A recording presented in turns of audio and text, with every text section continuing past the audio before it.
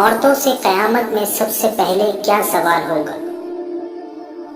ارشاد نبی صلی اللہ علیہ وآلہ وسلم ہے، حضرت انس رضی اللہ تعالی عنہ سے روایت ہے کہ آپ صلی اللہ علیہ وآلہ وسلم نے فرمایا، قیامت کے دن عورتوں سے سب سے پہلے نماز کے متعلق سوال کیا جائے گا کہ پابندی کے ساتھ وقت پر ادا کیا تھا کہ نہیں۔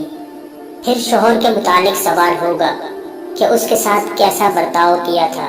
اس حدیث کے فائدے میں لکھتے ہیں، حشر کا میدان جو قلب و جگر کو پگھلا دینے والا ہوگا، اس میں عام مسلمانوں سے خواہ مرد ہو یا عورت سب سے پہلا سوال نماز کے متعلق ہوگا۔ قیامت کے دن جو جان کو پگھلا دینے والا ہوگا، اس دن سب سے پہلا حساب نماز کا ہوگا۔ حضرت انس رضی اللہ تعالی عنہ سے مروی ہے کہ آپ صلی اللہ علیہ وآلہ وسلم نے فرمایا، قیامت میں سب سے پہلے نماز کا حساب ہوگا۔ اگر یہ صحیح نکلا تو دوسرے اعمال بھی صحیح نکلیں گے، اگر اس میں گڑبڑ ہوئی تو دوسرے اعمال میں بھی گڑبڑ ہی ہوگی۔